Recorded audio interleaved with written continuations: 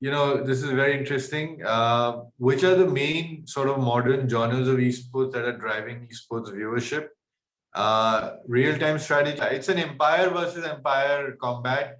You build your army, you go to the opponent's base, you capture their army, and it's a very uh, civilization versus civilization kind of a scenario.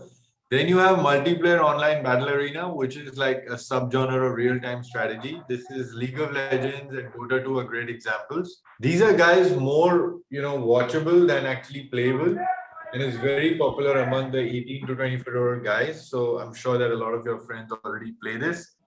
Then you have Battle Royale. This is two great examples of Fortnite and PUBG Mobile. It's considered the hottest esports genre right now.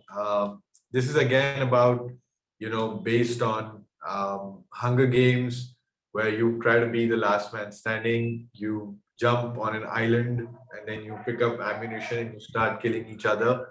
And you try to be like the last person who comes out victorious from this whole bloodbath. Then you have the first person shooter, which is Counter Strike, Call of Call Duty. of Duty, yes, sir. Yeah. And like, give me any other example. Valorant. Valorant is a great example. Absolutely, guys. So this is the gold standard, right? The first person shooter. Everybody has played it. Like even people who don't play video games would have played first person shooter.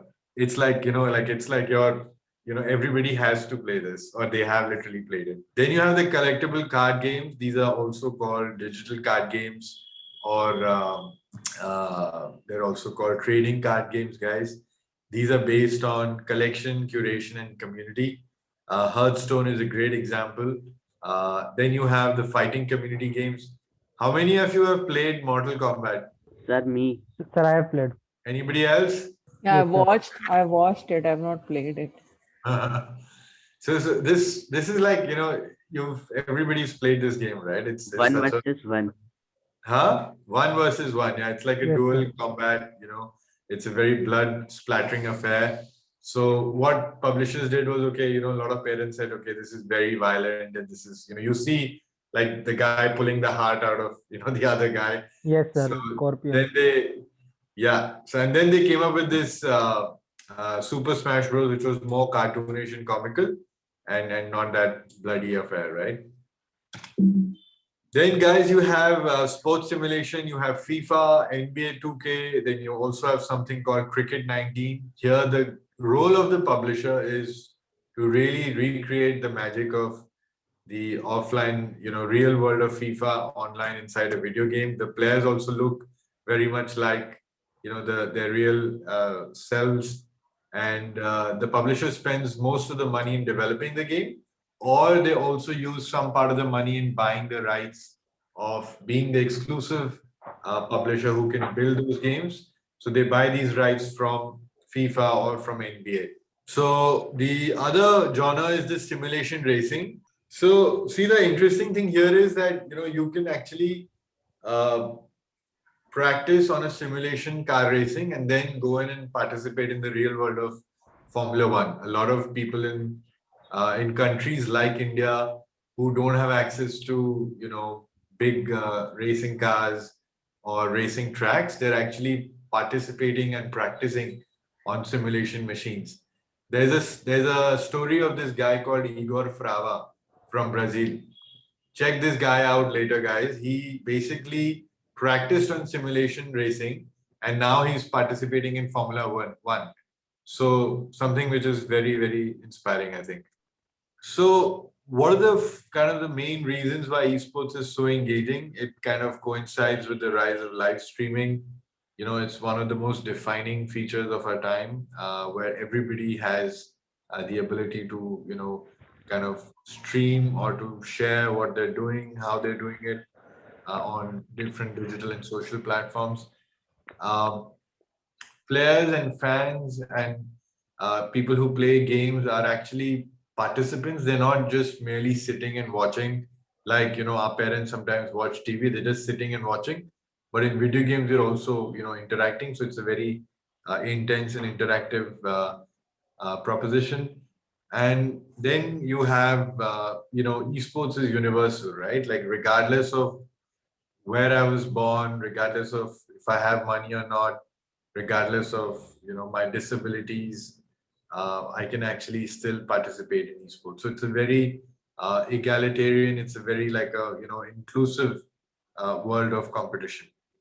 So these are the live events, guys. That was all the. Sorry, this is the live event. This is how the League of Legends World Championship in Paris looked like. Okay, anybody knows these top esports events in the world? Yes, sir. Yes, sir. Which one Fortnite do you World know? Cup. Huh? Sir, Fortnite. Fortnite. Fortnite World Cup. Okay. And, how much did the winner get in terms of prize money? 30 million was total prize money, where the winner got $3 million. And this Dota 2 is where I was. This is the video that I showed you. This was $34 million. Okay. So now this section is about, different kinds of celebrities and which are athletes and artists who are actually investing in their own esports team. Do you guys want to know about this? Yes, sir. Okay, fine. So what is happening is, because esports teams are like tech companies, okay, they're not like sports teams, and their valuation is higher than a sports team. So a lot of celebrities from around the world, including people from India also, they're all kind of starting to uh, become owners of different esports teams. So you have David Beckham and Will Smith and Drake and so many other stars, Michael Jordan and Jennifer Lopez and Imagine Dragons. All of these guys are becoming investors in esports teams. And the other investors are, corporates like KFC or BMW or even sports teams. A lot of sports teams, guys, around the world, NBA, for example, NFL, or all the top 21 leagues in football around the world, everybody has one esports team. So it's not just, like esports people owning esports teams. It's also celebrities, it's also brands and sports teams, and people with a lot of investor money investing in esports teams.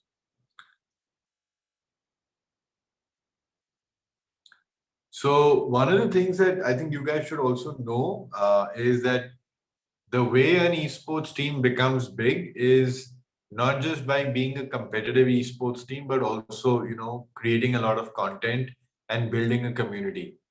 So one of the examples is FaZe Clan. Have you heard of FaZe Clan? No, sir. Yes, sir. Mine. Oh, Fortnite. Who said yes? Sir, Lucky. Lucky. So the way FaZe Clan is building itself as a billion-dollar company is that they have a mix of content creators, professional esports players, creators, as well as uh, players that are also creators and also entertainers. And that is interesting, because if you see like a cricket team, right, like an IPL cricket team, the way an IPL cricket team works is that all of the players are required either to, bowl or bat or field or whatever, right? They're all competitively playing cricket. They're not just creating content on Instagram. But the thing about esports is that a lot of players who also have the responsibility of creating content and growing community. So it's really a very interesting thing. The future of esports and gaming's promised land. So some numbers here, guys. There are 365 million gamers in India. India is probably like the country that watches more esports than any other country on earth. Um, 18% of video gamers in India are women, but 45% of women actually watch esports. It is the number one market for Free Fire, the number one market for PUBG, and the number two market for Call of Duty Mobile.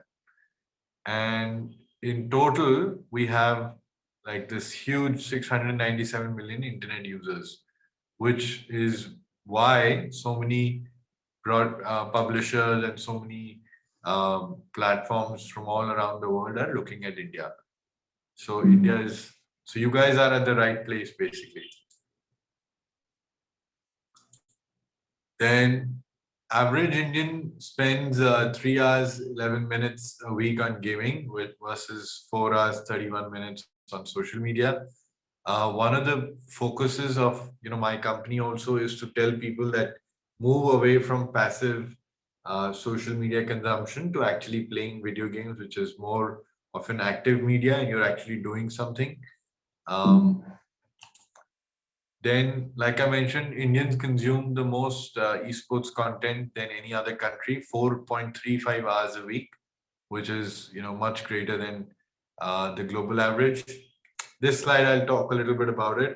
A lot of schools and colleges are actually starting to implement esports Sir, curriculum. in Russia, Yeah.